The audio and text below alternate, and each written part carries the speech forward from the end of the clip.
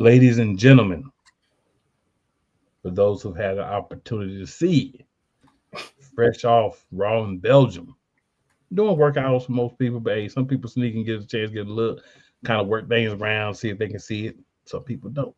It's like everything else. It's a decision you may not be able to make, may not be able to control. But interesting day already in wrestling. Interesting weekend.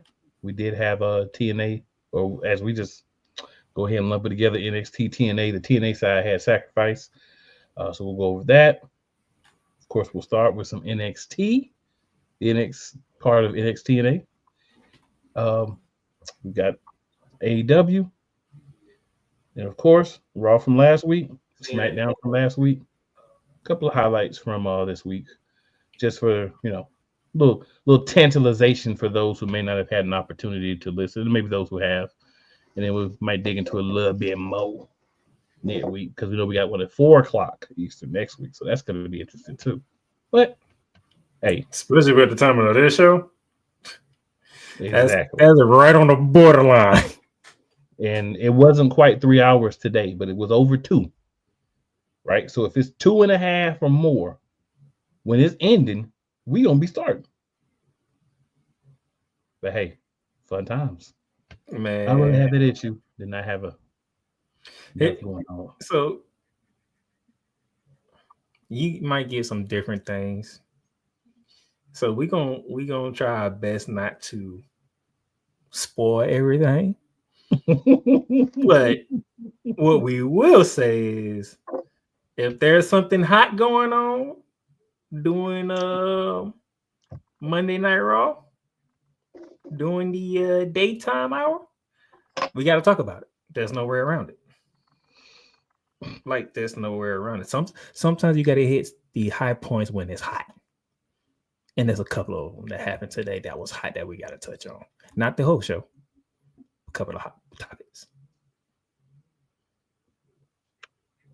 Couple comments. Daniel Berry Sports Highlight says, "Yo, what's up, DB?"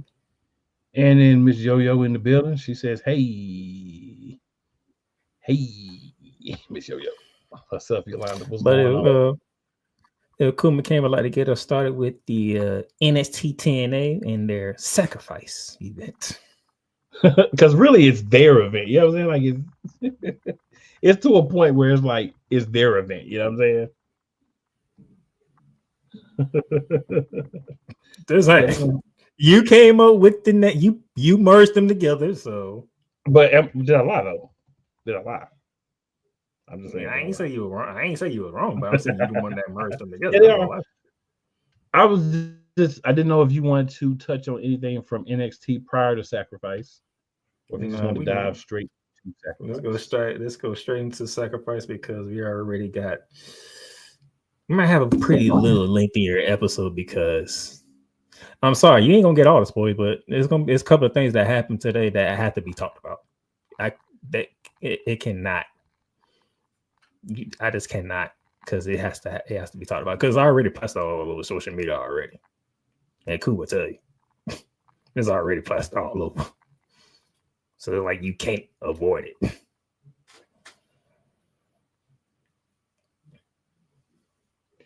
Yep. So, TNA Sacrifice.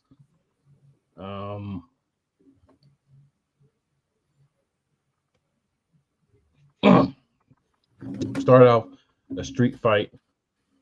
Mace Warner with Steph DeLander versus Sami Callihan. Mace Warner won the match. Obviously, Steph DeLander, your corner helps. Tessa Blanchard battles Li Ying Lee. You may know. Why is that her name? Messiah Lee from Why is that her name? Why did y'all give her a longer name?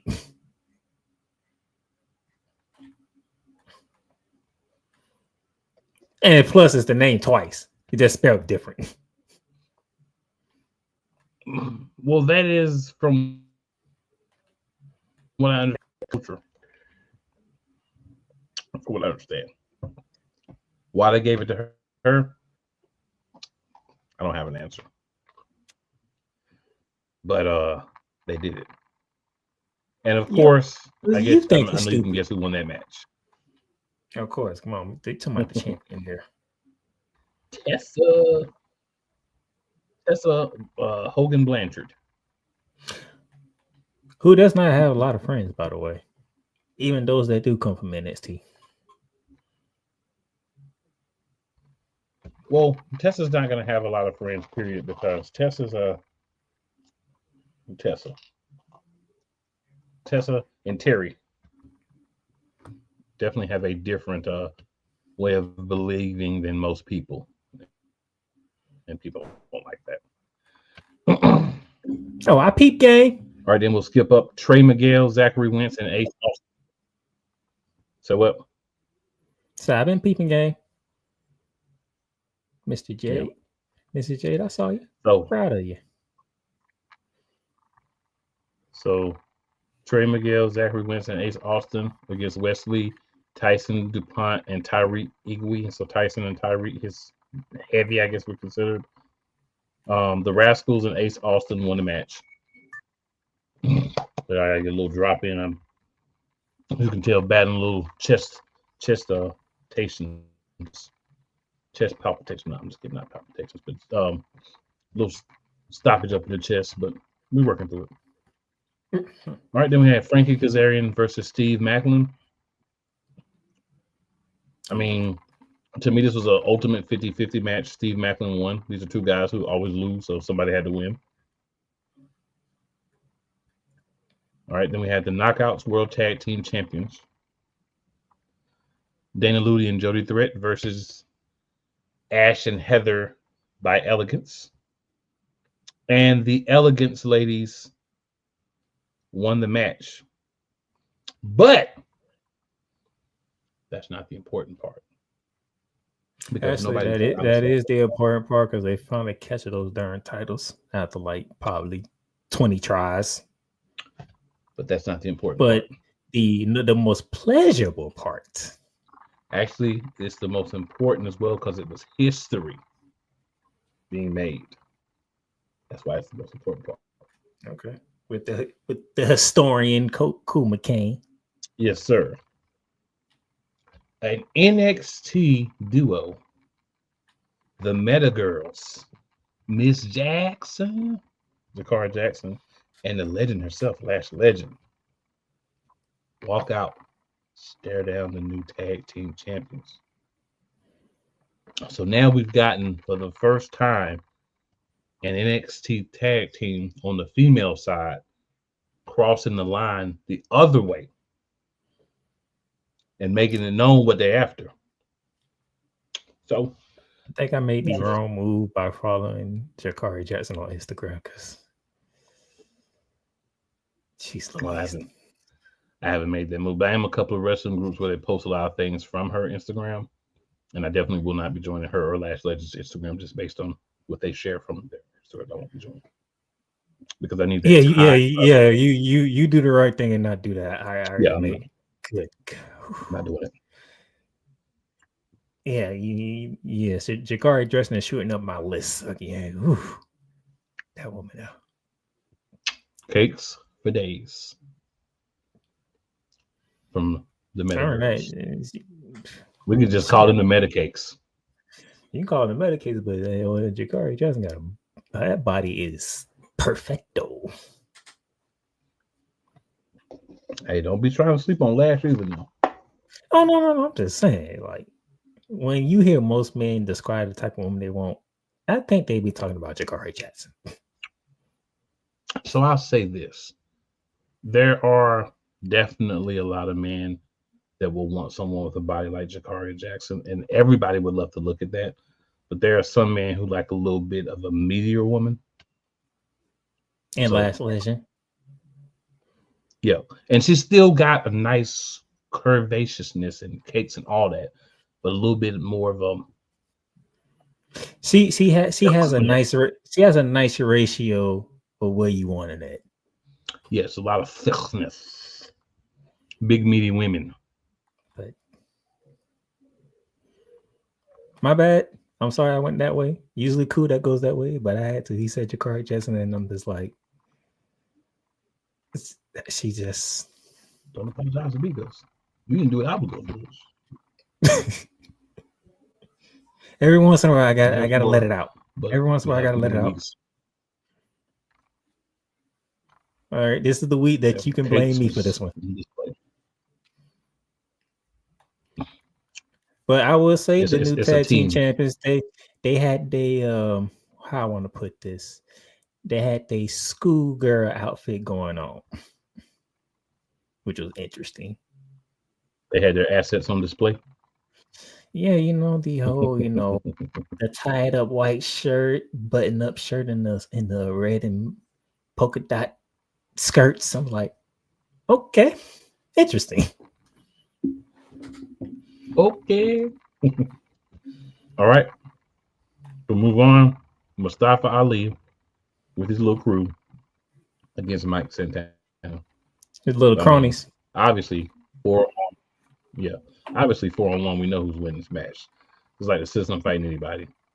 Obviously, Mustafa Ali wins. All right. Next, after that match, TNA Knockouts World Championship match. Masha Slamovich versus Cora Jade.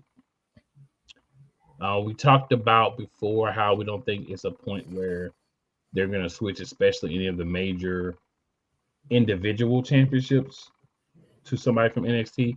Maybe I could see tag teams being the first one to do it. That would be more probably realistic.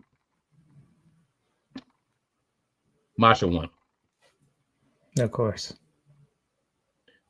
She got hit with the Requiem Power Driver, Cora Jade, I'm speaking of, and that was it. That's the same move that put out the Juggernaut. So then we had a TNA X Division Championship ladder match. Moose and Jeff Hardy with motions for bosses. Long story short, Moose won.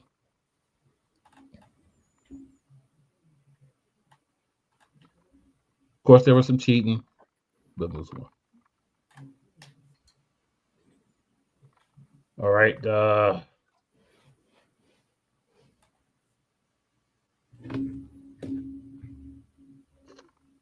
We're not even going to talk about First Class. They had a segment to kind of get them a little TV time, but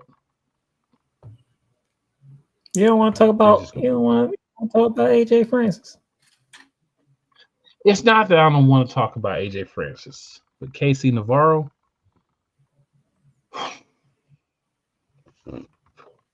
It's rough. Okay, I got you. It's rough. My bad. It's rough. It's called this little thing they got called the First Class Penthouse.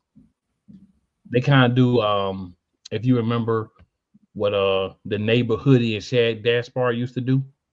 Yes, I call the neighborhoodie. Yo, yo, yo, yo, yo. It's crime time. They do something like that. They pimp merchandise and coupons. They have a record label called First Class Records, and they're going to have auditions with audience members later on tonight. And then it just kind of goes. Some lucha guys come out speaking in Spanish, and there's a brief physical altercation. AJ gets mad because they don't play his music at the end of the segment. So, yeah. I got you a big cluster. Got it. Big cluster. Yeah. Cluster cluck. All right. Steel cage 10-man tag team match. The biggest news from TNA Sacrifice. Joe Hendry, Matt Hardy, Elijah, Leon Slater, and a returning Nick Namath versus the remaining members of the extended system: Eddie Edwards, Brian Myers, JDC, and Eddie and Orlando Colon. The Colon. So, of course, it's a pay-per-view. There's no title on the line. And whenever there's a pay-per-view and there's no title on the line, especially in Total Nonstop Action Wrestling, the good guys win. Joe Hendry, Matt Hardy, Elijah, Leon Slater, and Nick Namath did get the victory. And that, ladies and gentlemen, but the show is is not your. over. Go ahead, sir. I'm just saying, but the show is not over.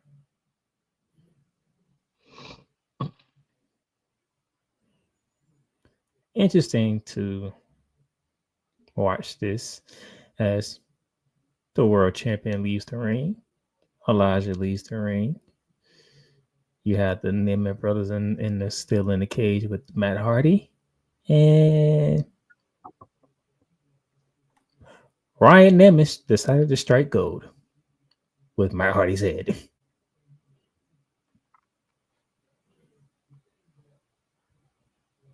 The Nemeth brothers beat up Matt Hardy inside the steel cage while keeping everybody else outside the cage.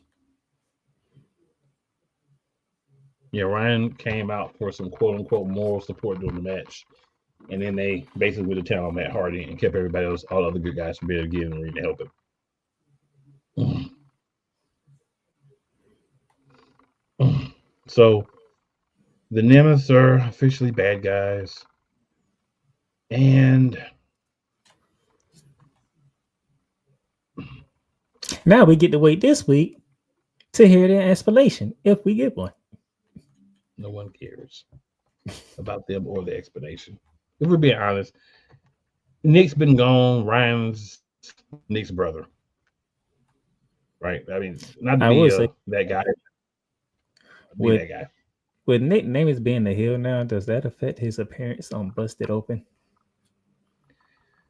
Probably not. Probably not.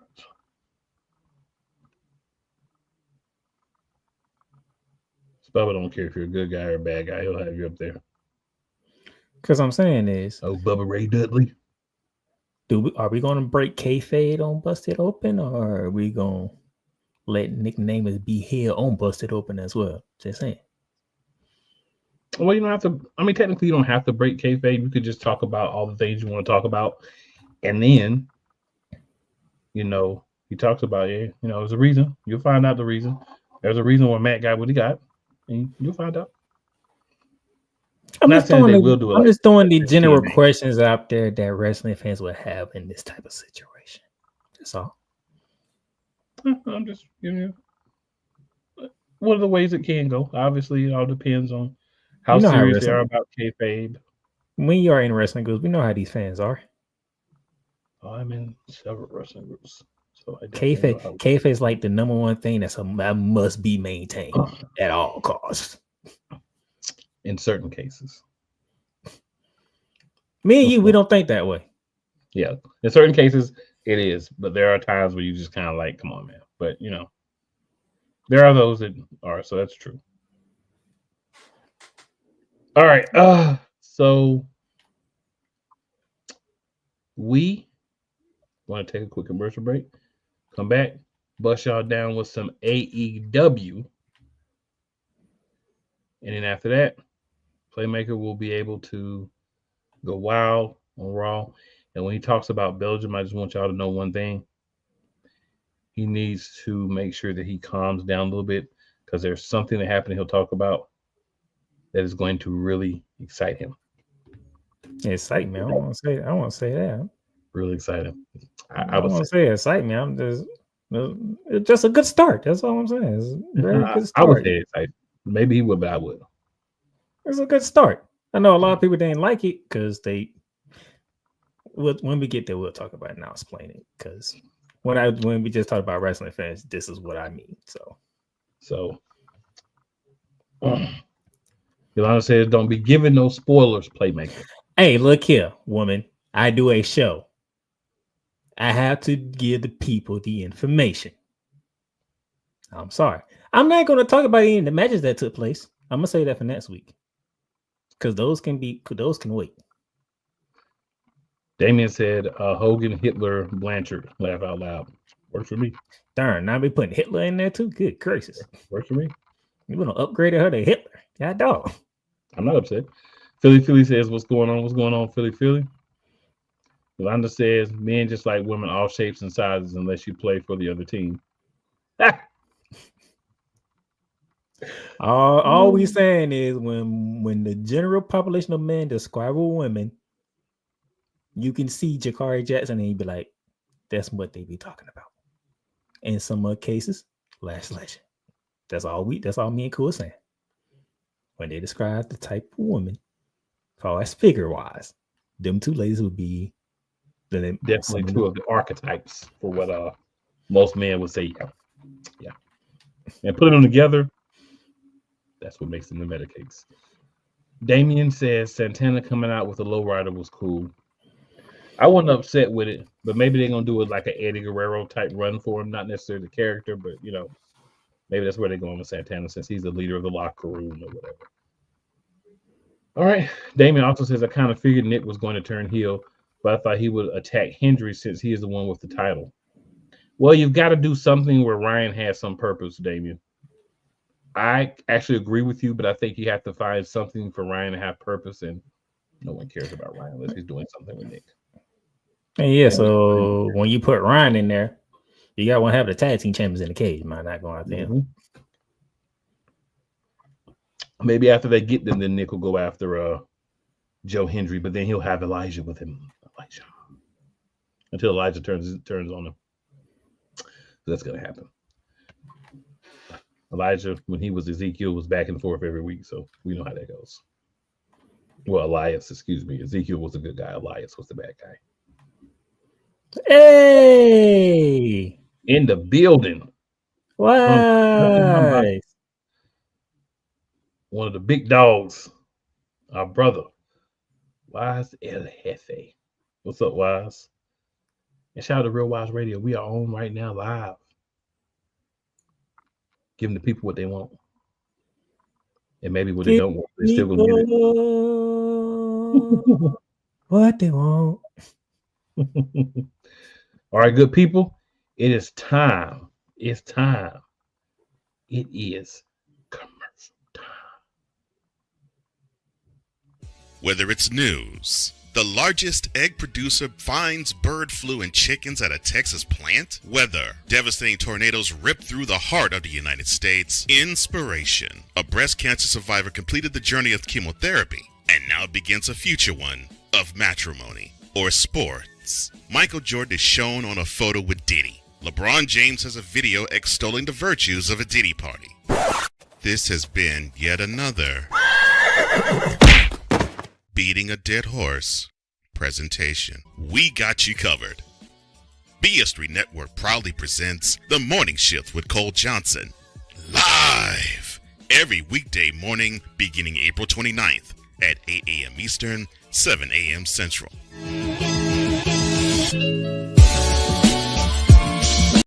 Drew Willingham.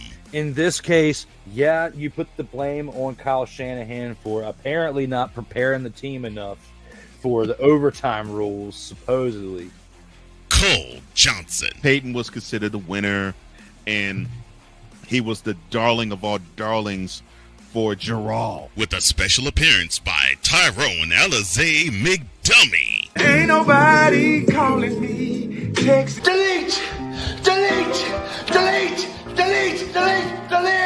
Join these two football enthusiasts as they give you Total Football Talk.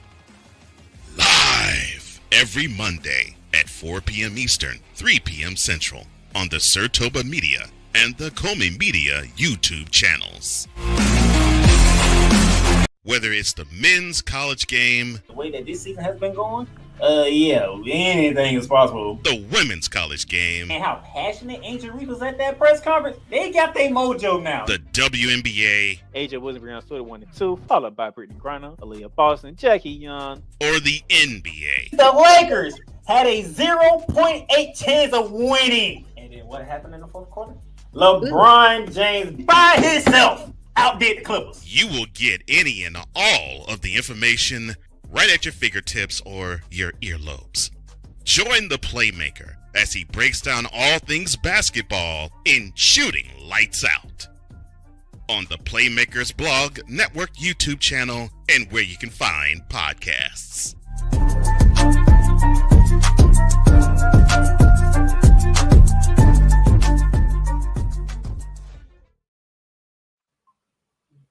All right, good people. So yes, ladies and gentlemen, tomorrow, Shooting Lights Out, the March Madness preview. Got a good show for y'all to get you ready for the NCAA tournament, both the men and the women. So y'all be ready for that tomorrow. It's going to be a very good one. And by the way, speaking of somebody telling me not to spoil something, put up Damien's comment.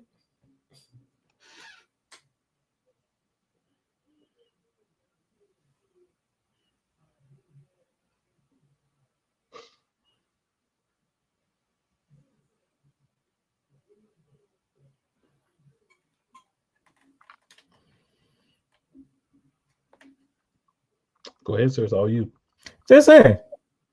Y'all don't want me to spoil it, but you know we got Damien in the chat. Damien gonna do it anyway.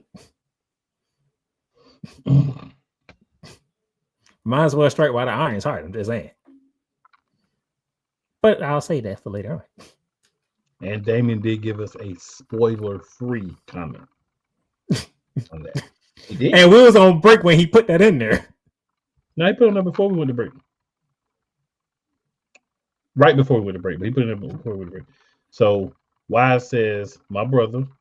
Then he says, hello, gentlemen. And of course, Damien says, shoot me, darn it. Laugh out loud, but he doesn't say darn it. But we keep it clean around here for the most part. Every once in a while, I play make it get hype, but we keep it clean for the most part. So I'm just saying, I'm like, look what Wise put. I mean, Wise also says it's already on YouTube.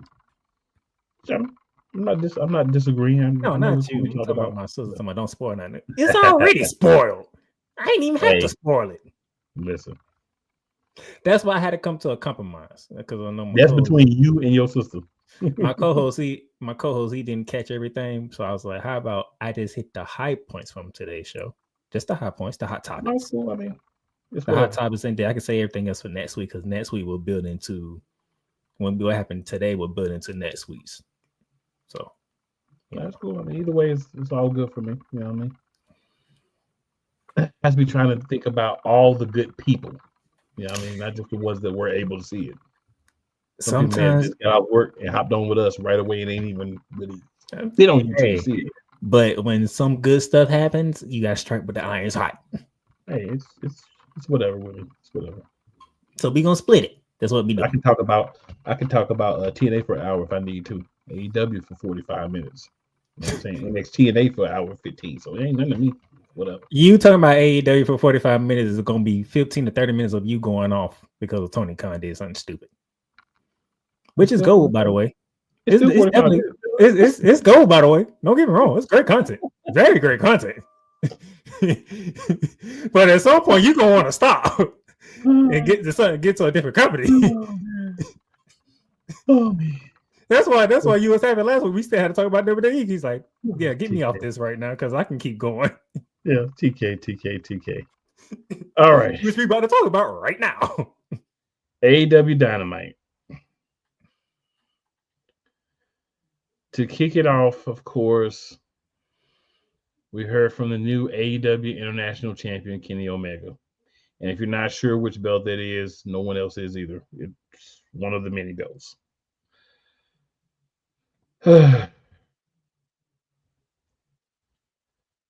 So, Kenny's a babyface. I'm not going to waste the time to say exactly what he said, but he's back to being a babyface. He's winning what's the international, I think, third, maybe fourth tier championship at this point. So obviously he won't have this long. He'll move up to something else, but at least somebody who people care about has that belt. And I don't mean to say that nastily. It's just the truth of the matter. All right, first trios match. We have the Ops. They're in trios.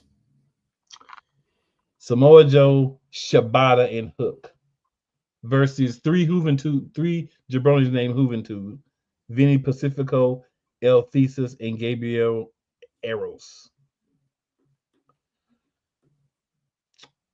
I think we know who won that. So Ricochet then was backstage. He had some words for Shibata.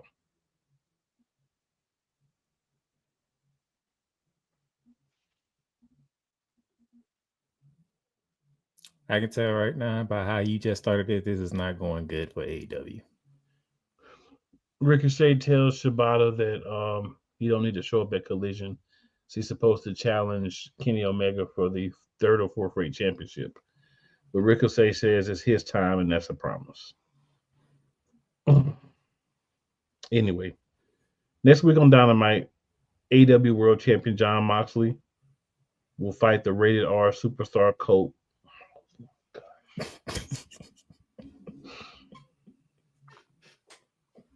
In a street fight for the championship. We're getting a street fight now? We're getting a street fight on an episode of Dynamite.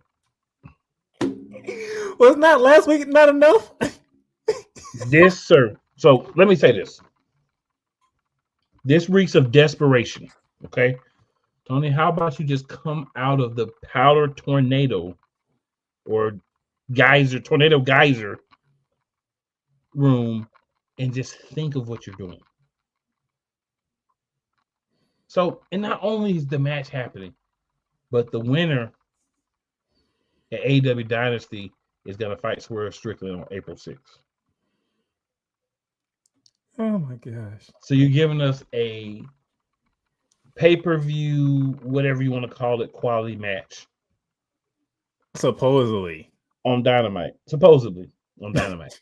Because supposedly last week was a pay-per-view. And how did that turn out? I mean, that wasn't even really a pay-per-view. It was just...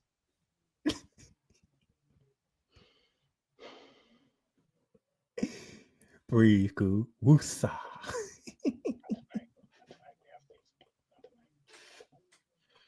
Okay. This is what Tony Khan does to Kuma Game. So Swerve gets the winners at AEW Dynasty. Where should we capture that title? Yeah. He says that he made history by becoming the first Black AEW champion at Dynasty last year. He's going to make history again. Cope says, I don't know if you noticed, but I didn't lose tonight, so there's a chance that by the time Dynasty comes around, you'll be facing me. There is not, sir.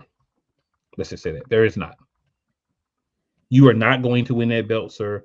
You look like a international champion, okay? You do not look like an AEW World Heavyweight Champion anymore, sir. You're not going to win that match. You say he looked like a champion, period, to be honest. Well, I mean, they got 30 belts, so you have one. I mean, it's not like they don't have enough for everybody. He had one. It's just not one of the big belts. Not TNT. Not World. You can get international or one of those other belts, but not one of those, sir. All right. Moxley has some things to say. We don't care because we don't care about what Moxley says in his new weirdo KKK wannabe weird type role. So we're not even going to worry about that. All right. Hologram and Powerhouse Hobbs took on the Machine, Brian Cage, and Drilistico. This match makes absolutely no sense. Just like the names. They don't even. So Tony Khan actually put on. They're not even in groups together. They're not even associated. There's just. So Tony Khan actually made some sense. He put on a non-critic. How can I put this? A non-spectacular match with non-spectacular names. The only name in this match that matters is Powerhouse Hobbs because he's actually done something. The other three have won nothing. Hologram. Harley Graham is with them. Who is Harley Graham? That's probably Harley Quinn because she is crazy. You Harley Graham, really? Yeah, Harley Quinn because she's crazy. She can be crazy because the name's Harley, but why you had to put the Graham with it? Because it's Harley Graham and Hologram. Delistia, what the world? Drilistico. Where did that come from? And of course, Powerhouse Hobbs, the only person that mattered in the match, won. Because they don't know what they want to do with Brian Cage. He could be a machine one week, the next week he can be. Oh, they know what they want to do with him. Nothing. He can be the big buff guy with a peanut brain. They know what they want to do with him. Nothing. And I got that from Cole Johnson, by the way. All right, AEW World Champion Thomas Tony Storm came out. The only, of course, everything that Tony says is gold. The main The important important thing about thing this, is she blocked got knocked up. God. by Megan Bain. All right, so we have a Dynasty International Championship, which is, let's see. Let me go back up and see if that's the one that Kenny Omega has, or if he has a different one, because they have so many different ones. Okay, that is the one that Kenny Omega has. So now they're having eliminator matches for this. And AEW does eliminator matches when they just want to have people that would never get a shot at any championship get a shot at the championship. So the two people who are in this eliminator tournament match is the Beast Mortos and the wild card. The wild card ends up being, to no one's surprise, now one person. A newborn baby could figure this out. Speedball Mike Bailey. Yeah, like he made his debut like last week on Dynamite. Right. And of course, Speedball Mike Bailey won. Oh, he does debut, of course. Yeah. And we know the rules about get debuting. So Christian and the Patriarchy were backstage. Nick and Christian got into a little bit of a shoving match. Christian asked Nick Wayne, how many world titles has your biological father and you ever won? He said he's going to be the AEW champion. It's the last thing he does. Keep riding his coattails. Because the next time they have this conversation, will be the last time. Basically, Christian's embarrassed because he got beat down. You had a free guaranteed championship and you blew it. In the worst way possible. Yo, cash-in was worse than... That wasn't even, I wouldn't even consider that crap a cash-in. That was just hot trash juice mixed with poo-poo. I was waiting for you to come in and interrupt me for you know what I'm saying? That. And whatever I was waiting on that. That was garbage. Because he that knew was a low light. So you know how you're in groups, I mean a lot of wrestling groups, and you got the AEW stands, you got the WWE people, you got the people who kind of like both and try to be like, if they both got they selling points. AEW came out with that ending. And all of the AEW stands have been silent. They have nothing they can say. You ended your pay-per-view with that debaucherous tomfoolery.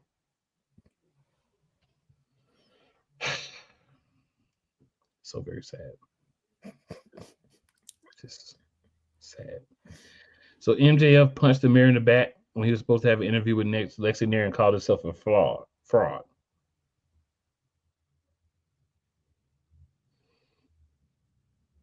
So Hangman beat MJF. MJF was blaming Hangman for a cheap shot. The king of cheap shots, by the way. MVP came down to the ring. The irony. Basically, long story short, he tried to give him a business card. MJF didn't want to take it. And MJF was like, I was the world champion for 406 consecutive days. The MVP gave MJF some reality. Yeah. Then he said, focus on the word was. He handed MJF the card and he walked away. Basically, to make a long story short, you know how everybody kind of needs that moment of clarity where somebody say, look, bro, you sit here, you whine, complain, you talk about all this and all that you did, but you ain't doing nothing there. That was MVP. MJF finally got that rude awakening that may help him start to go the other way. All right. Then we had a Best Wrestler Alive Platinum Max Caster open. Konosuke Takeshita answered the challenge. We know who won. Max Caster can't beat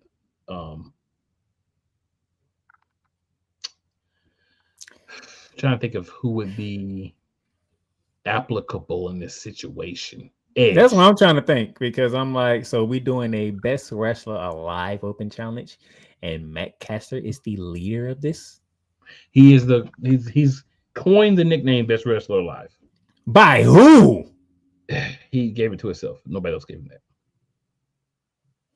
And y'all AEW fans are eating this up. You know what? He can't beat Hologram. How about that? He can't beat the dude. Y'all can. Hologram. This is Matt Caster, who was in a tag team, by the way. The Acclaimed. He decided he was the best wrestler alive, and he didn't need anyone. Which was, and all of a sudden he just came up with his bright idea, the best wrestler alive. And he gets drugged every time he wrestles. He can't beat. I'm sorry. You can go to TNA, you still won't be the best wrestler in that company. You could go to a high school gym and you wouldn't be the best wrestler. If you smell what The Rock is cooking. And you smell it.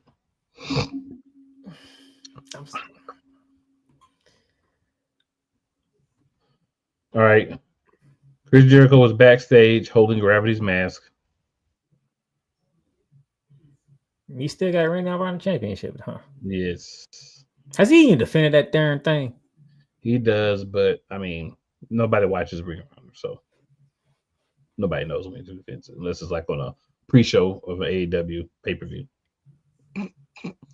Or a premium live event or a special attraction event or whatever. All right, then we had Penelope Ford versus AEW's own version of Miss herself, Willow Nightingale.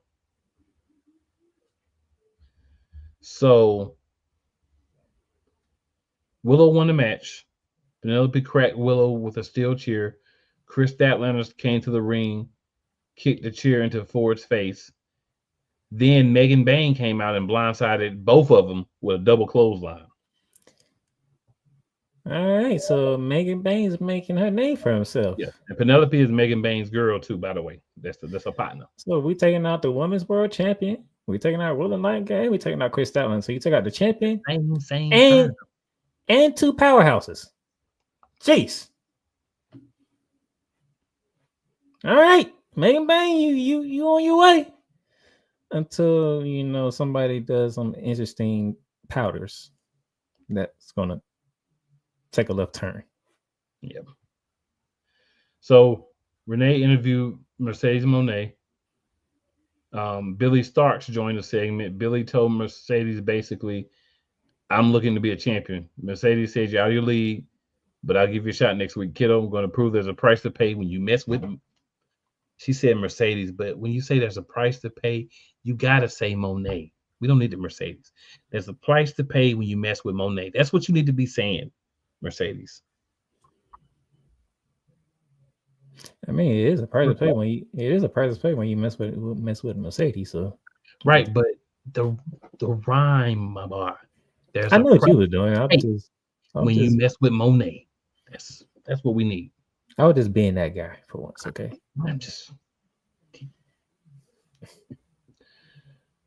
I have held in 3 rants. Please work with me.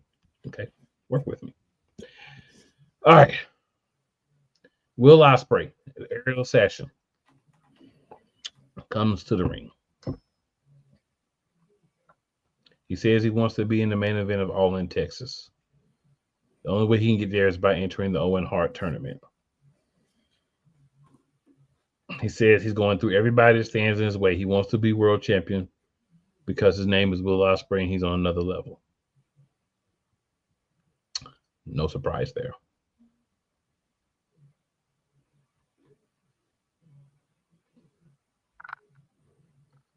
So Jay White got interviewed. They want to know if he hit Cope with the briefcase on purpose. He says no. Renee then interviewed Hangman Page. MJF bumped into him. That's and a then bump. Yeah, just bumped into him and then had some things to say because he's him. But a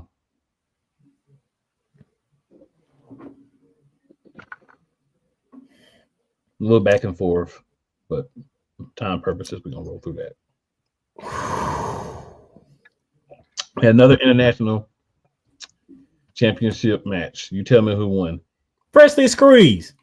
Freshly Squeezed, Orange Cassidy, and Hichichiro. No, somehow, some way, Hichichiro actually beat Freshly Squeezed. Believe it or not. That's not what happened. Not at all. So Speedball pointed Orange Cassidy because I guess they're fighting each other next. So there's that. So a very low hanging fruit episode of AEW did move some things along, but Powder. The man held in 3 ranks just on Tornadoes. AEW by itself. Powder Tornadoes. 3 ranks on one company. Think about that. Powder Tornadoes. Powder Tornadoes. All right. Yolanda then responds to our man Wise and says that's not true. It is, Yolanda. I actually watched one of the parts I missed on YouTube. It's there. But you have to look for it, in all fairness. You have to look for it. It's not just Sometimes you don't gotta look for it. It comes straight to you. But that's because me and you be watching all these clips. For people who don't be watching clips like that, it doesn't just pop up for them. Because they're not in the algorithm. Damien then says she can't find me, so I can spoil all I want. Laugh out loud. Wisen says only Grand Slam champ. Kenny. Yep, and then he says AEW is so corny. You know, Why I tried to give him. I heard him last week. A brilliant cool tangent last week. Brilliant. I tried to give him the benefit of the doubt. They don't deserve it. They don't deserve it. They don't deserve it. Damien says, am I the only one who really hates this Ricochet gimmick? Like, dude, you should have stayed in WWE. Ricochet should have went to TNA. That's what he should have did. He should not have stayed in WWE. He should not be in AEW. He should have went to TNA. Because there, he probably would at least be X Division champion after Moose.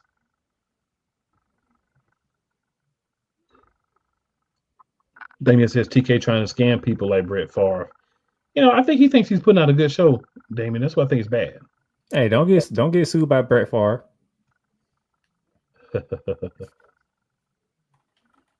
So, Wild says they need the Mid-Atlantic title. Hey, it'll be some wild version. They don't need no more titles. They'll have some wild version of that. They'll see that you said it and be, oh, we need another title because Wide said it. Because all he needs is one person. And Cool gonna come on here and he gonna go on a rant for like, why does AEW have 100 titles? Yolanda says, I'm about to leave and watch Raw. Then she says, maybe not.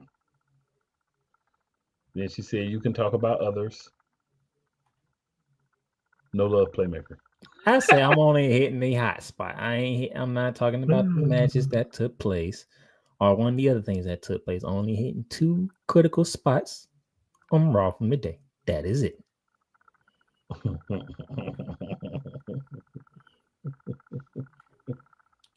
Sitting here trying to make me act like I didn't see what I saw today.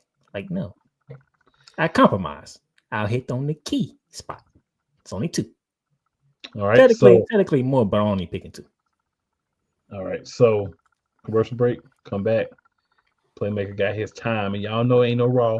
So y'all can chill out with us a few more extra minutes tonight. Ain't no Raw coming on. Let's get it. Join the transporter to Hades. Your butt and gut becomes one. Join the reformer of hooker whores. This is my daughter, Placenta Booty Johnson. Join the bronze god. Whenever you are in distress, take off your baseball cap and throw it in the air. Join your very own superhero of broadcasting, Chris Bass. So whatever color crayon they get, they palm it and do 2 circles, and that translates to, I can beat up black people. As she takes you through the week's paces in Baseline. Live every Saturday at 8 a.m. Eastern, 7 a.m. Central, Pacific Time Zone people, just stay asleep when this is on live and just catch the recording. Oh, I'm sorry. Exclusively on the Chris Base YouTube channel. Everything Boston. I love you morons. New Kids from the Block, New Edition, Dear whatever the law firm is. Sincerely, the U.S. Supreme Court. Ben Affleck, Matt Damon. Go yourself again, Jason Whitlock.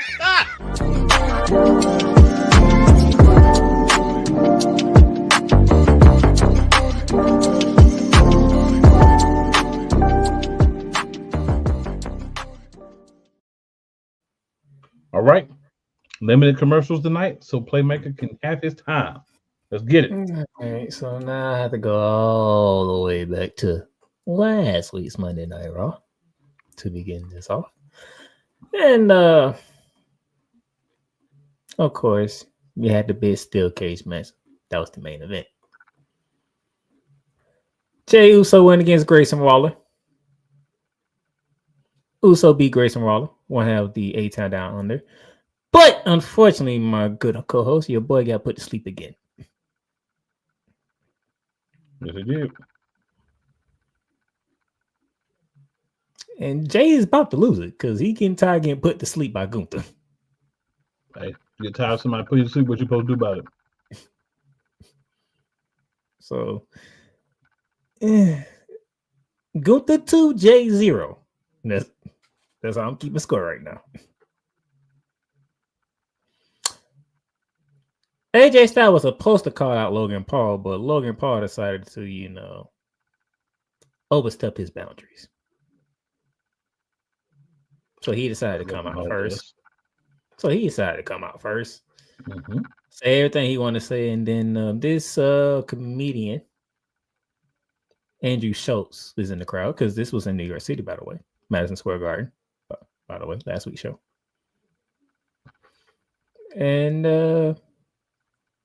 haven't really don't know much about Schultz. I don't know if you do. I don't really know much about him. It's kind of funny.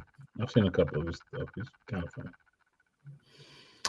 But Logan Paul, tried to do the whole heel gimmick of trying to make Schultz say people are here to see Logan Paul, with the entire arena definitely booing the hell out of Logan Paul. Like, okay, that's how I put this. Dominic Mysterio, we consider the top here because the only thing he did was throw on his father, and everybody despised this guy. New Day is up there because they turned on Big E. Everybody legit hates Logan Paul. Wrestling fans legit hate Logan Paul. Wrestlers too. This is not one of those, oh, you did something bad, we can't stand you for the moment. No, they do not like Logan Paul, period.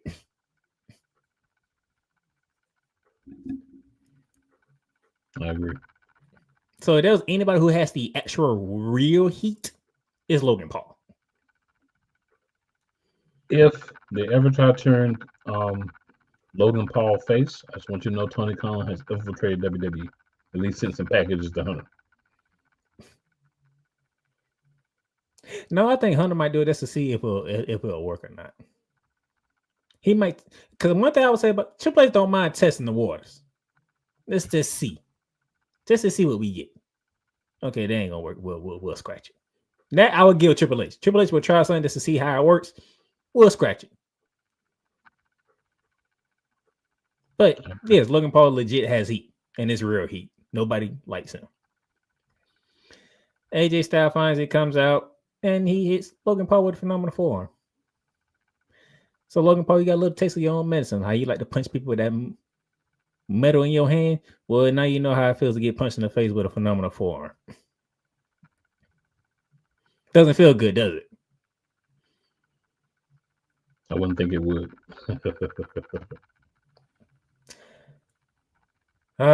This is where Kuma Kane and my sister and everybody else roll their eyes because we had a tornado tag team match.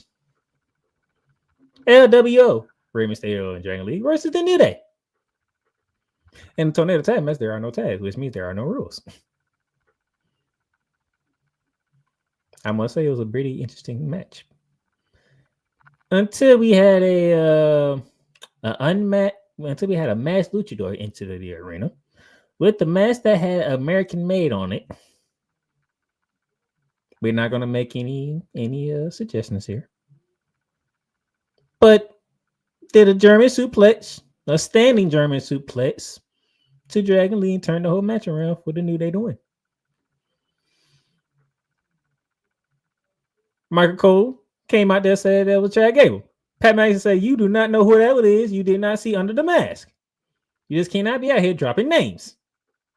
You get backstage, Kathy Kelly is interviewing Chad Gable, and then suddenly the same 3 security people that was chasing the masked luchador out of the arena, it's the same 3 people who has the masked luchador behind Chad Gable while he's doing the interview.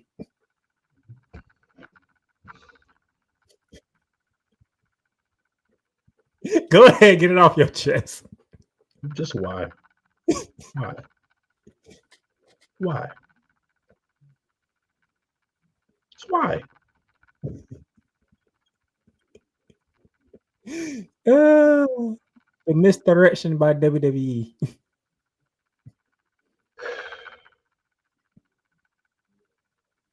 It was funny. I was like, oh, wow, this is what we're doing? Okay.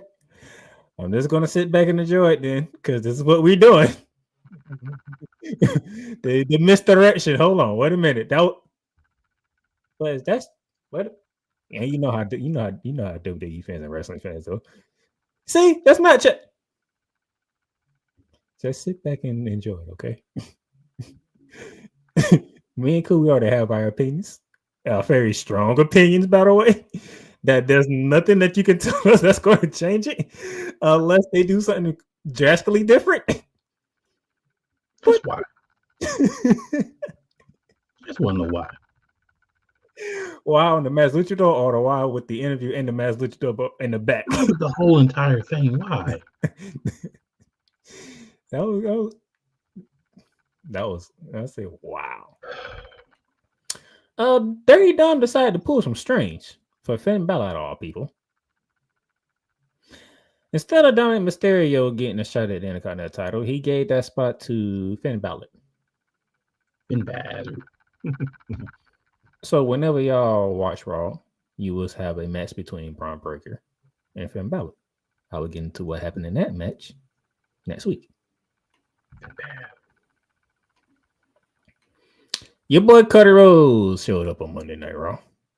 The WWE champion.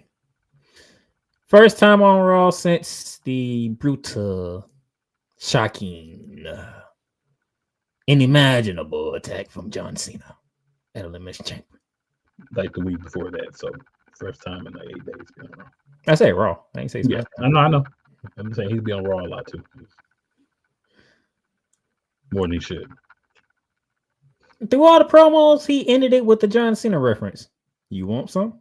Come get some. It's like, okay, Cody Rhodes, I'm with you now. I like that. No more aggressive. I like that. Okay, I'm with it.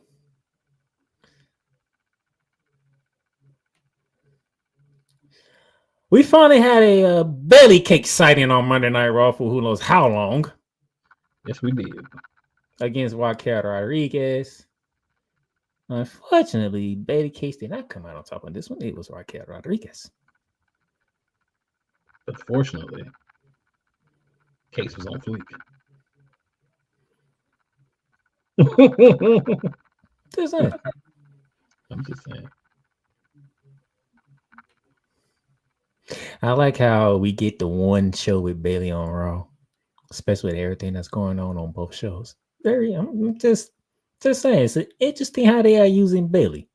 It's not like they saving Bailey for something. What could they be saving Bailey for? I don't know. I don't know.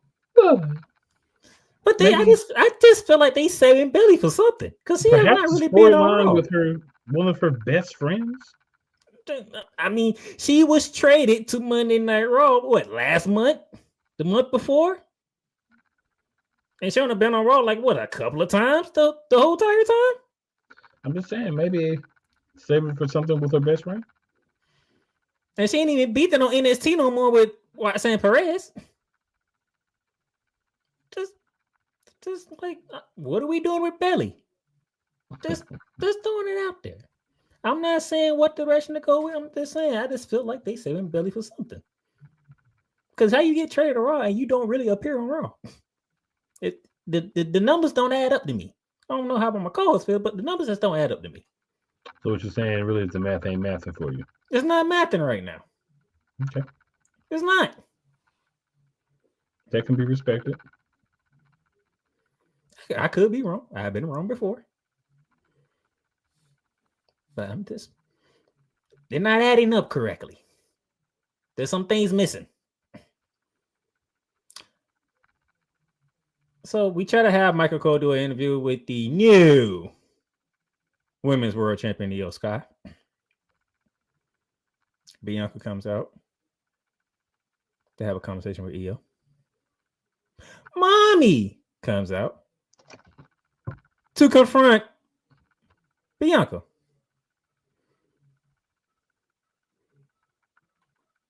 Which leads to this is how we're going to get our triple threat match at WrestleMania. Cool. Your champion doesn't matter in this whole situation. She's not my champion. I'm just speaking in general. I'm just saying. The champion doesn't matter in this whole situation. And that's going to make it even juicier. Because that means the champion gets to take the pin at WrestleMania. You're welcome. We just got to figure out, once everything comes out, which one of the other two is going to win. Because we know who's taking the pin. Io just got pushed to the side by Rhea first and then pushed to the side again by Bianca Belair. But Io's like, oh, no, hey, wait a minute. I'm the champion here. Bleep you slapping both Rhea and Bianca Belair. Like, y'all going to put some respect on my name. Okay. I still don't like the fact it's going to be a triple threat match, but hey, it is what we're going to do, Triple H. I will follow it. Respectively. I will follow it. It's like, I'm the champion. Y'all just not going to push me to the side like I don't mean nothing. And I'm pretty sure Kumi can't feel the same way. If you're the champion, you're just not going to push me to the side like I don't mean nothing. I have the belt that y'all want. I mean, I dig the story, but realistically, she is the one that matters the least. I mean, I agree with you. You know, I'm the main one. I was the first one to come out. I don't want no triple threat match. But based on how they are telling the story. Yeah. Once Io Sky won, we already knew triple threat. Like that was. But I'm saying, based on how they are telling the story, I can follow it. Yeah. And be respectable about it. I can follow and be respectable about it. Because it's like, well, dang, that's the champion. Y'all just going to push her to the side. Like, she got the belt. All the way to the side. Like, she won the belt. It wasn't handed to her. She won it. I was like, okay, I can follow it. I can follow it. I still don't like it, but I can follow it. And then we get to the main event. Steel cage. CM Punk, Seth Rollins. Because what Outfield said a week before, this is it. Y'all finish it in the steel cage in Madison Square Garden because I'm tired of it. I'm sick of it. Let's finish it. Let's put the finishing touches to this rivalry. So y'all thought. Like I said, so y'all thought, because me and Cool, we knew what was coming. Now, I will say this. Now, Triple H, I will say y'all did drag this out a little too long. The 40,000 false finishers didn't need. And I don't know how you felt, but I was like, do we really need all these false finishes? Like, no, we didn't. Because you pretty much telling us who's coming now, because it's like they can't finish each other. We don't have like 4 stomps, 3 by Seth Rollins, 1 by CM Punk. We had like 5 GTSs, 4 by Punk and 1 by Seth Rollins, and one of them ended the match. Bro, I'm over there watching the show like we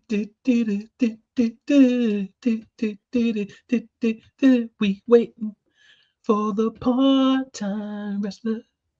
I'm A like, good Cole grief. Johnson reference. I'm like, good grief. Now they would have did. They would have took like half of them false finishes out. They probably would have got us, even though me and Cool knew what was coming. But when you give us that many false finishes, Yeah, like they made false finishes. If they got any of y'all, shame on y'all. I don't know. I'm like, okay, where he at? Where he at? Because this is ridiculous. Hell, Seth Rollins even did a super stomp from the middle rope, and that still didn't put CM Punk down. Really? Like Triple H, don't do that. Don't give us 20 million false finishes. We don't need that. Who has a lot of false finishes all the time? AEW. My good gracious. I was like, man, at this moment, I just want to go to bed at now. I'm like, like, come on, man. But did you was like, okay, I'm about done. Oh man, I'm going to bed. Like, what number you was at when you was like, okay, I'm done. This is ridiculous. And we being honest here. Man, I don't even remember. All I know is that I was just sitting there like, how long are they gonna drag this out? You knew they were dragging it out. And then we finally get to the part where and hold on, this makes it even more bad. They both telling each other about, hey, the cage door is open. You want to go through it? Go through it. Come on. Why the person's in the other corner? Like, really?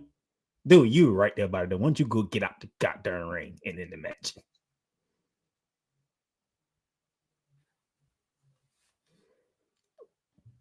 We didn't need all that. We didn't need all the time. We didn't need all the false finishes. But we got to the point where Seth Rollins finally had that look of, this man won't die. He just land on the ropes. This man won't die. And finally somebody jug his butt out the goddamn ring and made him win the match.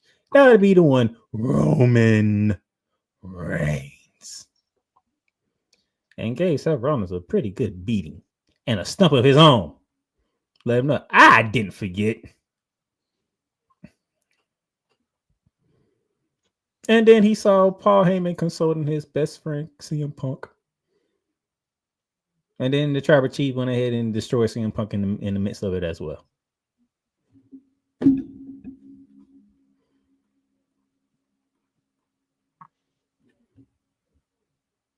So we getting whatever. CM Punk was jealousy though. CM Punk was jealousy. He was jealous of Phillip Brooks. Oh, I know that, but hey. Yeah. I just want to throw that out there. It works though. We're gonna get that triple threat match now. Yes, sir. We are getting it. Those Phil's gonna be on fire when we see him again. Cause but yeah, all that just to wait for Roman Reigns to come out there. Didn't need all that. Maybe he got delayed at the airport. Could be anything, but there was a lot of false finishes. Because that match was long. That'd do better to just do double knockdowns, and then they both be trying to get up. That would have saved more time. We'll wait. How to chant them both laid out and the crowd chant, "This is awesome." Yeah, that's the moment for the crowd. They show their applause and appreciation, stuff like that. That would have been a better option, I think. But we'll roll with it. But we starting to get to what we wanted to get to. So Smackdown from Friday night. Solo Sikoa, Jacob Fatu, Tama Tonga. They decided to interrupt a, I would say, intriguing promo between Jimmy Uso, Big Jim, and the new United States champion LA Knight. And I love what Jimmy did. He came straight. He said, "Hey, look, the only way for me to get to what I want to get to is to step up and just tell you, daddy, in your face, I want that title." It's like, all right, Jimmy, I like it. You know what? Just gonna cut right to the chase. I want a shot at that. I want to be United States champion, and I want to be at WrestleMania. And before LA Knight could really respond, Solo Sikoa, Jacob Fatu, and Tama Tonga decided to interrupt. And Little family banter back and forth between the two brothers, even though Solo dropped the F-bomb on the program. Almost.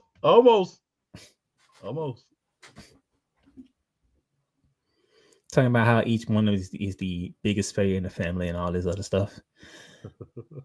Then the whole brawl ensues and Braun Strowman comes out, clears the ring, and Nick Aldis. And then that was in Spain, I believe. Or that was somewhere in Europe. I believe that's what it was. He was speaking the native language and pretty much saying what he's like to say quite often to the people. Are you smelling what I'm cooking? Yeah, we smell what you're cooking. You finna give us a 6-man tag match. That's what you finna give us. Mm-hmm. So we had a 6-man tag match. And Tama Tonga, you took the end of this one with the power slam from Braun Strowman. There goes your winner. Braun Strowman, Jimmy Uso, and LA Knight.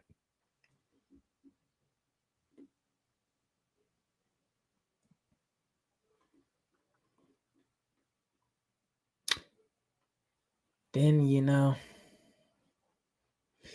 we had an interview from earlier during the day before the actual show with Kathy Kelly interviewing Jade Cargill, her first time actually speaking since the betrayal of her back in was it October or November?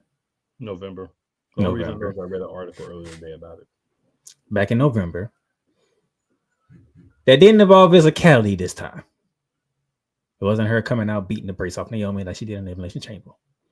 It wasn't her coming back the week before and jading Naomi after Naomi admits to being the one to do the crime to Jade Cargill. And so we gotta have a sit-down conversation with Jade Cargill.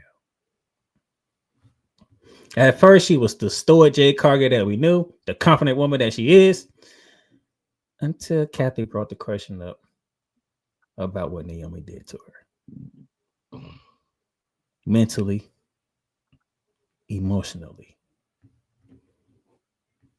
You can feel it. That was Big Sis. They were the big three. Naomi said, "Mother, the big three. It's just big me." They were the big three. By the way, who was done by on this program first? Let's get that right. Mm-hmm. Triple chocolate cakes is what it evolved to, by the way. Triple caramel cakes. And she had a very honest response. Who can she trust after that? She did. I felt that, yo. And then in typical,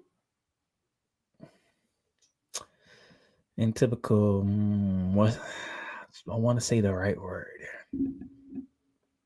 Street trash fashion. We can go with that one. Liv Morgan wants to talk over everybody.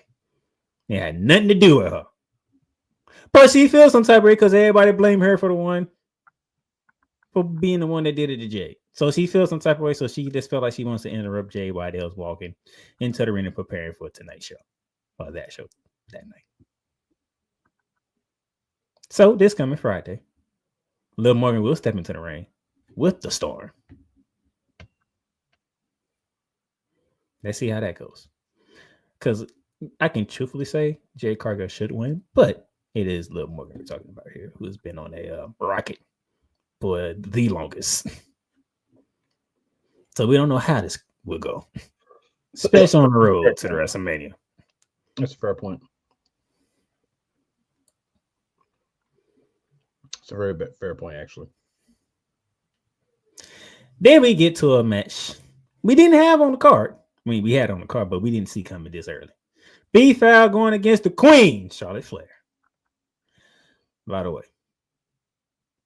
I found a newfound love for B-Foul because she came out there speaking Spanish. I was like, wait a minute. B-Foul can speak some Spanish here.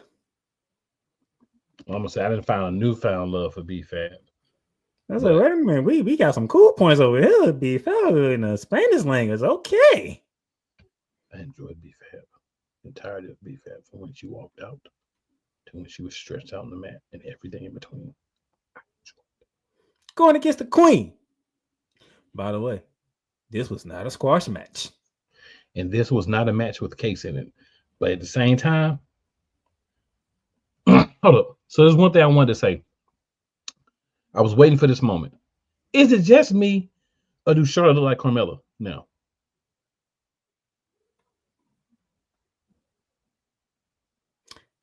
I can kind of see where you say that at. Yeah, I was like, you start calling her Charmella. But I was like, there was not a squash match. B5 and the Queen put on a very good match together. Put on a very good match together. Okay, but we know who won the Queen.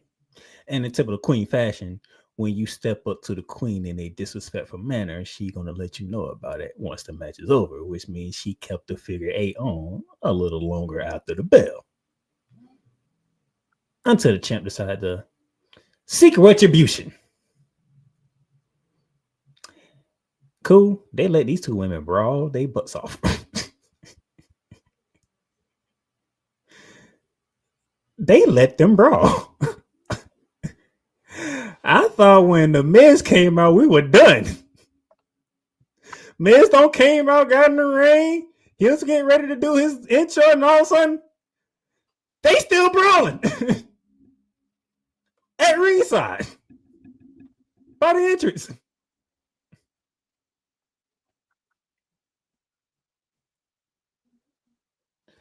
I was like, y'all want people to be excited about that match? That's how you do it. We supposed to be going to a new segment. Nah, y'all keep brawling. Y'all keep going at it. Y'all keep going at it for a little while longer. I know Miz is in the ring. Y'all keep going. Y'all keep going. We need people excited about this. Kept going, and then Tiffany Stratton decided to get on top of the. I can't even call it the entrance board because it's like it's mixing with the crowd. So she was that far high, and she did another moonsault onto the whole pile. And she left out saying there's a new queen in town. They gave Tiffany Stratton some attitude. That's what we need to see. If you're gonna go against the queen, you gotta have some attitude. Which is good because they tapping into now they letting Tiffany tap into the NXT Tiffany for this one, which is good. That's why a lot of people couldn't stand Tiffany Stratton, but respected her because she had that attitude. That's the attitude we need to see from the champion. And then we get the Miz TV when he's getting ready to talk to Cody Rhodes and ask some of the hard-hitting questions. Except the only thing that was hard-hitting was Cody Rhodes kicking the Miz and giving him a crossroads. And that was about it from the Miz. And Cody had a few choice words. Had a few choice words and made his announcement that he will be on Raw because John Cena was making his return. I love this new Cody. I love him. It's like the Rock and the Rock's associates bring this out of Cody. I love it. Hey, you got it. This is what you wanted. Unexpectedly, I was trying to figure out why. The crazy thing is, I knew this match was on the card, but I was trying to figure out why. We had Damian Priest going against Shinsuke Nakamura. But I was like, why this match is on the card? What did I miss? And then they did the whole cut to the scene where earlier in the day, Shinsuke wanted a rematch for the United States title. Damian Priest interrupts, talking about Drew McIntyre. Drew McIntyre wasn't there and all this other stuff. And then Shinsuke went to his Japanese mode. And then Nick was on the end of the day, so how about y'all sell it in the ring? Okay, let's sell it in the ring. Priest went to Hispanic mode. It was wild. Well, Damian Priest won, and he won by disqualification because good old Drew McIntyre. Drew McIntyre gave him a claymore and laid him out. So go ahead and pencil in Drew McIntyre versus Damian Priest, like I've been telling y'all for months. Ever since that Royal Rumble. You got pencil in. Put it in pen. We putting it in the pen now. Okay, we putting it in the pen. Drew McIntyre versus Damian Priest. But we'll put it in pen. Drew McIntyre versus Damian Priest at WrestleMania. I've been telling y'all that since the Royal Rumble. You have.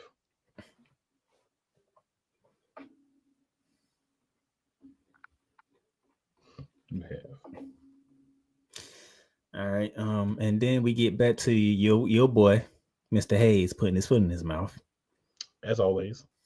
Now he's going against the Viper or the Apex Predator, depending on what mood he's in. Randy Orton. This is Viper. This is Viper. No, this is more Apex Predator Friday. This is more Apex Predator. True. This is more Apex Predator, you know. He actually might have been Legend Killer. You know, I say Apex Predator because you know he was trying to be cordial with Carmella Hayes, but Carmella Hayes being Carmella Hayes. That's what I'm saying. That's what turned him into the Viper. But he was more Apex Predator. And he was going to give Carmella Hayes his props. Put on a good match for that Randy Orton. But Carmella Hayes, being Carmella Hayes, messing around, took 2 RKOs, and almost got his head taken off. Your boy just won't learn. He just won't learn. Things a little different on the main roster. He just would not learn. He said, "Ain't no hate, no debating. He the best there." And who has he beaten? You know who he beat. Just throwing that out there. You know who he beat. Then a surprise move happened. Gunther, the world champion, was on SmackDown. Why is the world champion on SmackDown? And why is he in ring gear? Because Cody be on Raw every other week. That's why. Okay, you want to go with that logic? I get it. Yeah, that's but why. The other person, why is he in ring gear? Who he's finna fight? But actually, they in Spain. They in Spain, and Gunther is using Spain as a tool to get at Jay. Because all of a sudden, Axiom out of all people is on SmackDown to fight Gunther. Where did y'all get this idea from? Where did this come from? Axiom must be from Spain. That's the only reason I could see him getting beat up. Yeah, he is. He's the hometown person. Yeah, you gotta have a hometown person get beat down by Gunther. No, Axiom gave him a run. Yeah, but he still got to, when you lose. He got beat. He got beat. He didn't get destroyed. No, he didn't get destroyed. He got beat down, but he didn't get destroyed. Axiom gave him a run. Which means they took care of the NXT Tag Team Champion.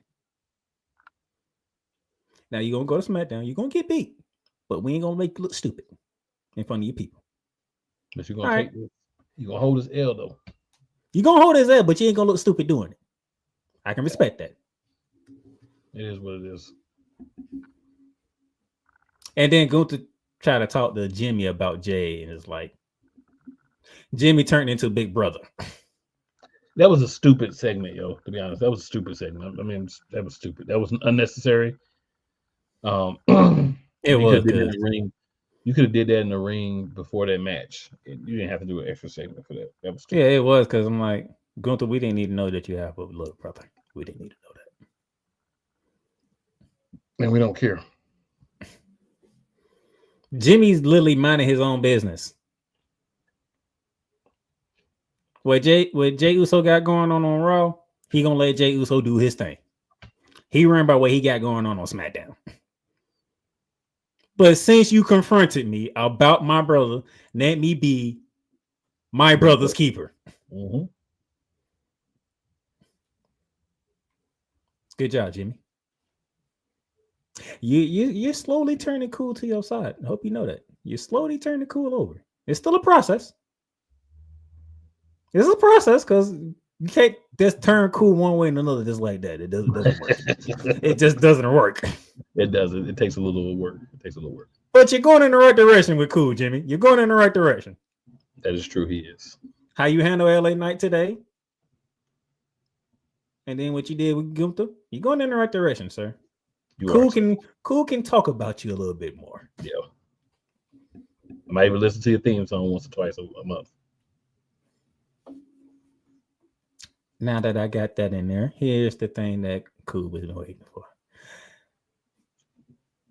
I have mixed emotions about this one. The main event was the WWE Tag Team Champions, DIY defending against the Street Profits. We already know Pretty Deadly gets the net shot because they won the whole triple threat match the week before to be the number one contenders. Who would they be facing for those titles we needed to determine? No interference, no interruptions, just 4 guys fighting for 2 belts. And at the end of it, the Street Profits are your new WWE Tag Team Champions of the world. Now, I said I had mixed emotions about it. I felt they should have waited for WrestleMania for them to do that. This is Mania season. Give them the payoff at Mania. Now, I have to sit here and question. Can they keep it past WrestleMania when you got 5 other teams coming for you all at the same time? Yes. Okay, you saying yes? I'm saying yes. You know what I'm saying? Yes. You Because they saying bring yes? the swag like nobody can. But now it's been since 21 since they had tag team goals. So it's been a minute. As I was watching the match, I was like, yo, the only thing I don't like is their entrance. You're doing like a more serious version of them. We got to update the entrance. Like the music can be the music, but the entrance itself. You know what I'm saying? We got to get away from what can be identified with fun loving. Street Profits, they're a little, you know, they cool dudes, but they've been showing ruthless aggression. So we need something that goes with that. We can give the New Day, who can't beat nobody that don't wear a luchador mask, new music and everything, but we can't give the Street Profits, right? We can't give them at least a bit of entrance. The New Day, who is the old day. Yesterday, we can get new stuff, but we can't get it to the Street Profits. I just have a query feeling. Them tag team times about to change hands a couple of times on this road to WrestleMania. No yeet. 5 teams fighting for these 2 titles, and everybody needs their chance and shots and all this stuff. How you not change the titles again at some point in time? I think dominance. So you need some dominance in the tag team division. You need somebody to actually have the belts for a while. That's what I was saying. WrestleMania. I think whoever leads the WrestleMania is going to be the dominant team. It's going to be the Street Profits, bro. I want to believe you. Instead of making them wait and doing through all these other hoops, they done got all this happen to them to get the belts. Now the narrative changes. You got the belts, so now you got to show that same level or higher of ruthless aggression if you want to keep the belts. That's the new narrative. Because I want to be quite honest, I would not be surprised if the Motor City Machine Gun enter WrestleMania with them belts again. If the Motor City Machine Gun enter WrestleMania with them belts again, it's gonna be a rant. If anybody besides Street Profits enter WrestleMania with them belts, it's gonna be a rant. That's at least one. I was like, wait till WrestleMania for it. Wait till WrestleMania for it, because we just had the Women's World Championship change on Raw. You had the SmackDown Tag Team title change on SmackDown. I mean, like, I feel like we're in a time of period where Triple H's don't mind doing title changes left and right about that. I think it's going to be it, though, until WrestleMania. For real. I think that's not going to be any more major changes until WrestleMania. See, now, which on the World Champion, on the Women's World Champion, because only 3 people. And everybody want to be champion at WrestleMania. The SmackDown Tag Team divisions, we have 5 different teams. Street Profits. We have 5 different teams. I don't even think that match is going to end correctly anyway. I can see some tomfoolery happen to that match. It's going to be a multi-team match at WrestleMania, I think. And that's my problem. That's why I didn't want the Street Profits to win it on SmackDown. I don't have a problem with it. You go in with the championships and you walk out with the championships. But we shall see. We have new tag team champions. We did have a video package of Smoke in the number 4 during the show at some point in time. Can't remember exactly where. And most people believe that is the return of a Black. We had another weird promo too. I might have missed that one. You want to explain that one? The dude was because you had that one, but then you had the one where the dude was sitting on the ropes, the different one. Could that be for the same person or two different people? I think it's for two different people. Hmm. I think you said one of them. I think the other one is for the finally free Ray Phoenix. Ooh. But why they did on Smack? Why they did on SmackDown, not on Raw though? I think it was on Raw. I can't remember. I think it was Raw. Okay. I think Ray Phoenix is on Raw. Gonna say you might as well put him with his brother.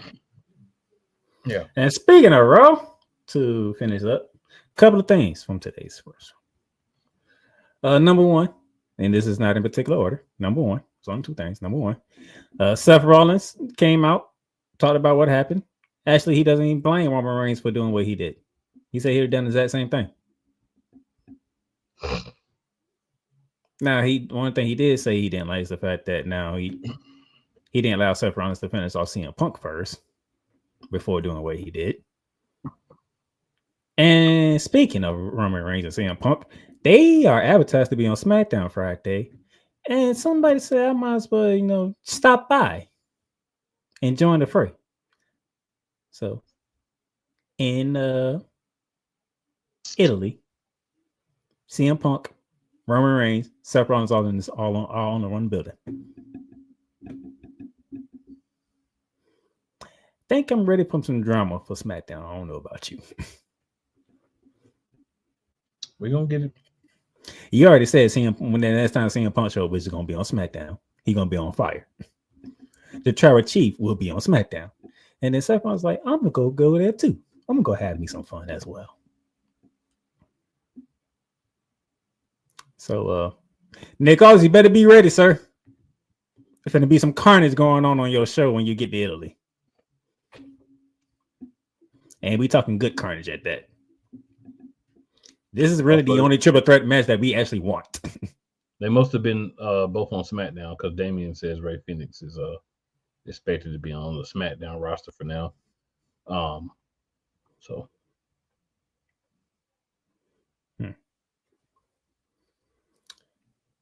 that's one of the main things I want to touch on. So I'm looking forward to that for Friday. That's gonna be fun. I know the other one had to do it. And the other one was the return of John Cena for the first time. For the first time since Elimination Chamber in a shocking turn of events, we get to hear from John Cena. Same music, same attire.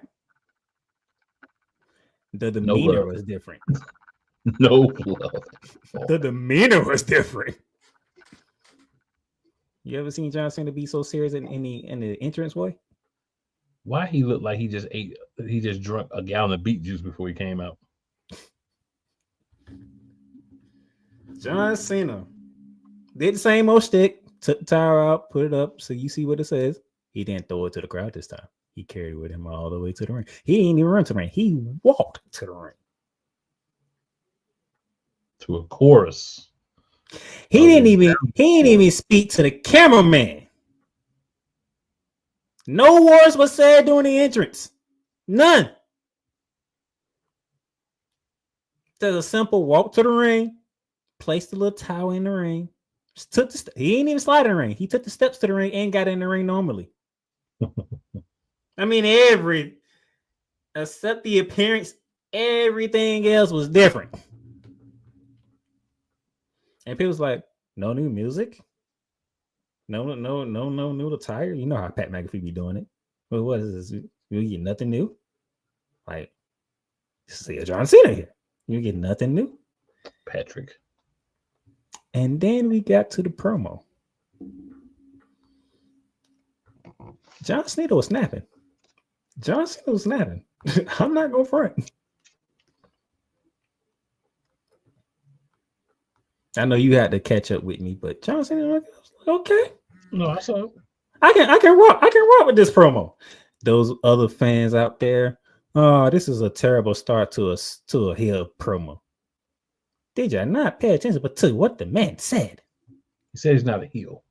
He said he's not a babyface. He's not a heel. He's a human being with feelings. And for 25 years, We heard he's been in an abusive relationship with y'all. Okay. So abusive relationship with the WWE Universe. Didn't see that one coming. Well, I say the word abusive relationship I didn't see coming. I didn't see that either.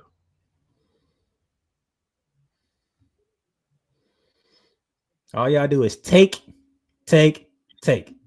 When I first came to it, y'all didn't like me. I changed things up. It worked for a while. Then you turned on me again. What did I do? I switch it up again. I win. And y'all still don't like me. I'm sitting here like, he's actually making some valid points here that I can't really argue against. I don't know how you feel. I'm like, he's making a lot of sense right now. He's making a lot of sense. I got to be honest.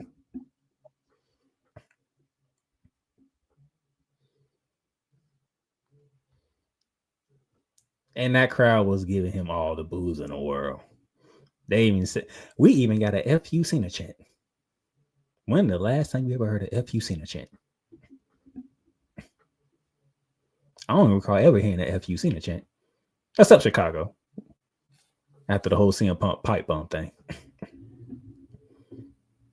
That's how that. When the last time you heard a FU Cena chant?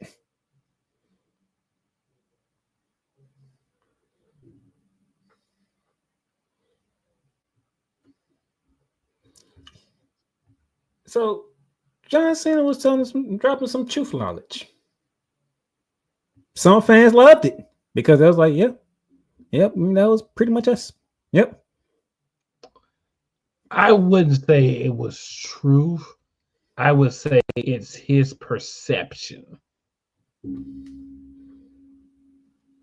And this is one thing I did. Like he said, you don't get a new look. You dress like me. I don't dress like you idiots. I was like, nice one.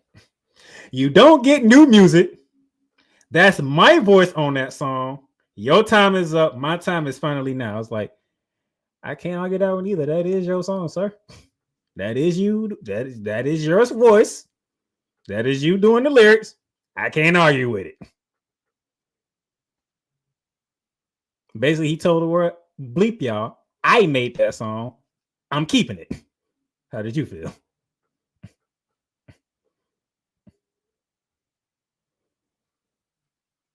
You just standing there. You have nothing. So this does not relate to this, but I have to say this because I just saw it. It's popped up. So sources, take this as you will, sources. Sources. Yeah. Sources say that that are close to AEW say that Adam Copeland's limited number of pinfall losses since he came to AEW is not due to an unwillingness to lose, but rather a lingering back injury. His injury prevents him from lying flat for long, affecting his ability to take pins, but not his ability to pin others lying flat on his stomach. Flabbergasted. Just want to throw it out there. That's the kind of bull crap that is being put out there. I'm not even going to go back to it. Then I'm going to go back into how you feel about John Cena saying the crowd don't need new music. That is his music. So I like it for now. I think in WrestleMania you do a different song that he does. It's still him. But I think for now you don't give the fans anything because you want to tick them off more or piss them off. We can say that. You want to piss them off. So you piss them off by not giving them anything better than what they have right now. So I like that because it leads to the I'm a heel, but I'm not really a heel in my own mind philosophy that we seem to be going with. So I can rock with that. He also says, quote, "You have made me the butt of a stupid, invisible joke for 15 years, and you still think it's funny. It's not funny." Yeah, he kind of. He went down the list. Oh, he was ready. So when I say he went off the deep end, and I don't dislike it, right? Let me clear that. I don't dislike it, but I think it's one of those examples of your perception has become your reality, and it's not necessarily everybody else's reality. But I still rock with it because it was needed probably for John. He had to come up with a better reason than I did it for The Rock. So this is better than that. You already using that with Naomi anyway. So basically, he took everything that has happened in his career and he flipped it on the fans. Everybody want to do You Can't See Me. Anybody seen John Cena? Like, the man is not really invisible. He did say that too. The man is not really invisible. Why do y'all keep doing that? And that's what he's referring to. And you know, there's some people out there who you got those wrestling fans out there. How is the mic floating? Like, this is why John Cena is doing what he's doing right now. That's exactly why. Y'all talking about how is the mic floating? Like, the disrespect is real. See, and this is what we had, and this is what happens with wrestling fans. We've been asking for John Cena to turn heel for so freaking long. He finally turns heel, and then y'all don't like the promo. Well, one thing he did was did everything that y'all do and threw it back at you. Did I miss anything? Did he do anything wrong? Nah, see, that's the thing. I don't,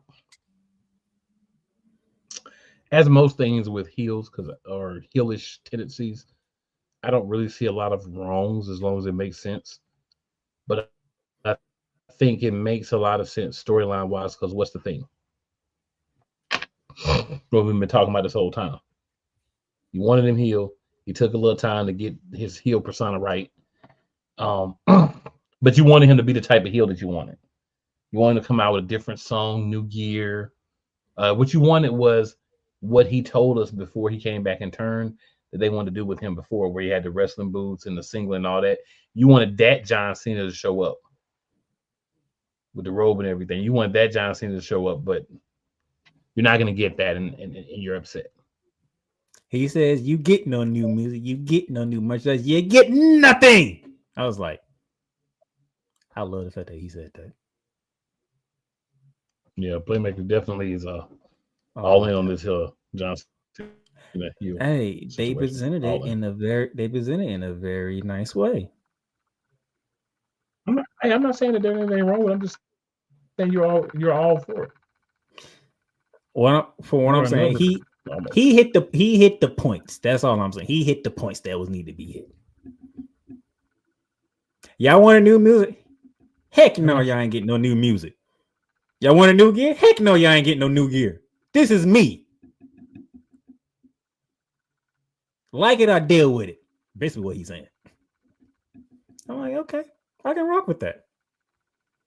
That's my music. You gonna listen to it when I come out. I ain't mad at you. You did a lot of winning. People hated you when you was winning. You came back part-time, you got the pop, and then we went back to the Let's Go scene. You seen the such chance. Which they did on the show today. And I love how he know how to wait. He know how to let the crowd just do their thing and just wave like, go ahead. I don't care. Go ahead. And then Cody Rhodes shows up.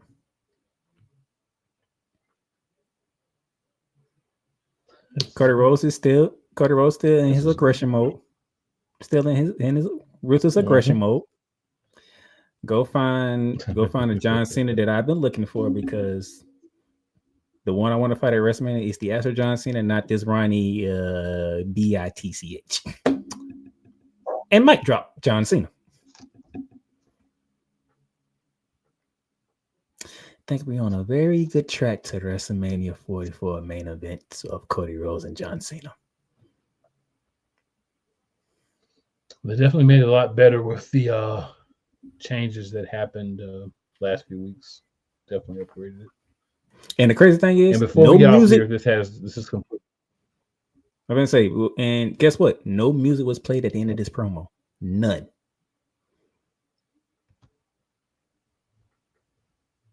Cody Rhodes music wasn't played. John Cena music wasn't played. It's just the two combatants. Last thing I and the want to crowd. address, I know we're over time, but the last thing I want to address is the people who run around online and say foolishness like, Jay Uso is the reason why WrestleMania tickets aren't selling. No, the cost of WrestleMania tickets in Las Vegas is the reason why the tickets haven't sold. They went up Where's about WrestleMania? 40 to 50% years ago. Where's WrestleMania at again? Las Vegas, Nevada, Sin City. The tickets is ridiculous. Housing is ridiculous. That's why WrestleMania tickets are not selling.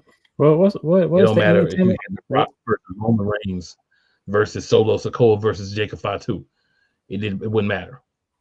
What is the entertainment media capital of the country?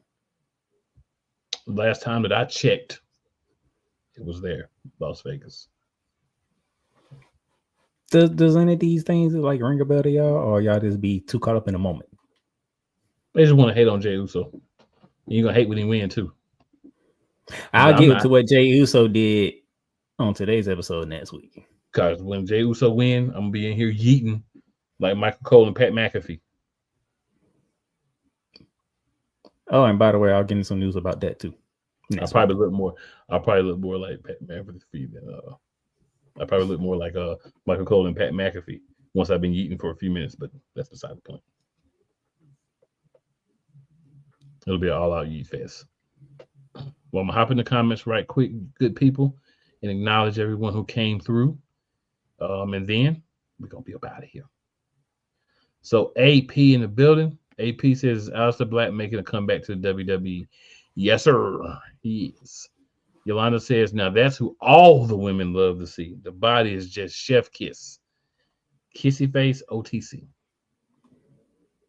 Then Yolanda says, oh, I'm behind, laugh out loud. Oh, yeah, you definitely behind, because that's when I was talking about Smackdown. See? Yeah. And then she says, yeet. And you talking about me don't do no spoilers. You didn't even watch Smackdown from last week. Damien says Ray Phoenix is expected to be on SmackDown roster for now. He then says they're going to have the Lucha Brothers separated because Penner's doing his own thing with Ludwig. I'm getting to that last week. Cena looks like a car salesman with his hair. And then Sam says, what's up, everyone? What's up, Sam? So, good people, we have hit the 1 minute and 48 second, almost 149 minute mark. Make sure you tell 4 people who you think are your friends and 4 people who may or may not like you. Before you continue, because today's the 17th. Today's the 17th. Next week, my sister will not be joining us because it is a special day on the 24th. My sister's birthday is next Monday. Oh, yeah, Sherry said my birthday next Monday, so I'm going to be out drinking. I know that's right. So she would not be joining us. I know that's right. But you enjoy yourself. Enjoy your birthday. And watch the replay. Yolanda, watch the replay when you are sober. A day or two later. Sober? You watch the replay Tuesday, because...